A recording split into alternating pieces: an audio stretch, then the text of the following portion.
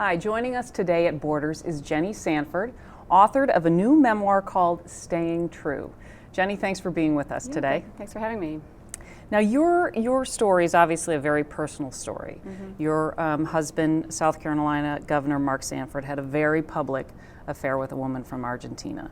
So it drew lots of national attention, clearly a very painful process for you and your boys. Why write the book? You know, it's funny. I consider myself a private person, and yet there we were, living a fairly public life. Actually, when you're married to a politician, things are more public than you like to begin with, and then this happens.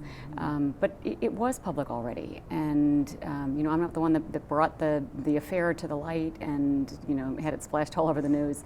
But we were already the joke, being joked about on national television and the talk shows, and I decided really that that if I could turn it to good. That it was worthwhile. So if there are women out there that I can help inspire to stay true to the things that matter to them in their lives and that keep them centered and grounded, and for me that's been my faith and my relationships with my family and friends and some of the values I hold dear. If I can be an inspiration or helpful to other women, then I figured it was worthwhile.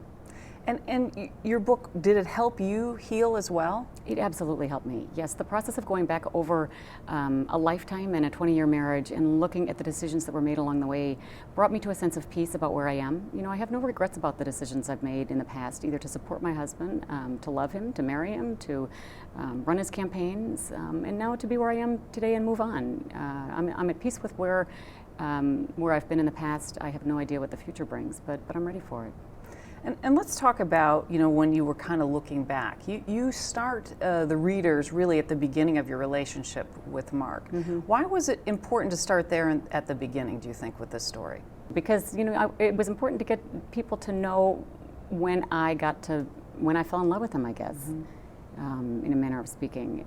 I started really with the first weekend that I felt very attracted to him. We had been on a couple of dates. I was intrigued, but the weekend that I went to his farm and got to know the great lengths he went to save the family farm, it taught me more about who he was. Mark is a quirky guy, and no doubt much has been made about some of the tales I have in the book, but he is a quirky guy, and he was a little bit difficult to get to know, but it was important, I think, for me to show the readers the things that I found attractive in him. And you mentioned he was a quirky guy. Were there, looking back, signs that you maybe didn't notice at the time that might have shed some light on what was to happen in the future? Without a doubt. And I put some of those in there. There were red flags that I didn't see at the time, but that could be construed as such.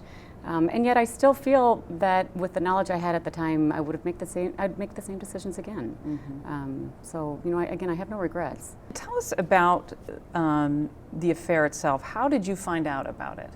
I found a letter that he had written to his mistress, and it shook my world. It shook me to the bone, and greatly saddened me. I think I knew instantly that there was something lost in our marriage that we could never get back. I was hopeful that we could reconcile and make the marriage stronger, and many marriages do recover from that and become deeper and stronger. In our case, we spoke about that. That was our intention, but it didn't end up happening. And was there a point when you realized it wasn't going to work, that this couldn't be salvaged? There were highs and lows from the time I found the letter in January until the time, last fall when I decided to divorce. And so I think after making it 20 years in a marriage, I don't think you take the decision lightly to divorce or to separate either. And so I carefully and prayerfully thought long and hard and prayed a good bit about what was the right thing to do, not just for me, but for the children also, and for the marriage and the family. I do take marriage seriously. And let's talk about the prayer part, because you talk a lot about your faith in the book. How did that help you deal with this situation? If you believe in a God that is all-powerful and all-loving, then you understand the notion that we're not really in control, and that sometimes there's a plan that's outside of our control. And you also, especially in challenging times, you learn to be open and trusting. That maybe you don't know the direction of your life, or maybe you don't know the right decision, or maybe, as in my case, maybe I can't shake the guy awake and figure out, or get him to figure out, what he needs to do next. or maybe I can't, reconnect him to his moral, compass that he seems to have lost. And then you realize that, you just have to be open and sometimes listen to your God. Know that He loves you. Know that you're being the best you can be, and move on happily and openly.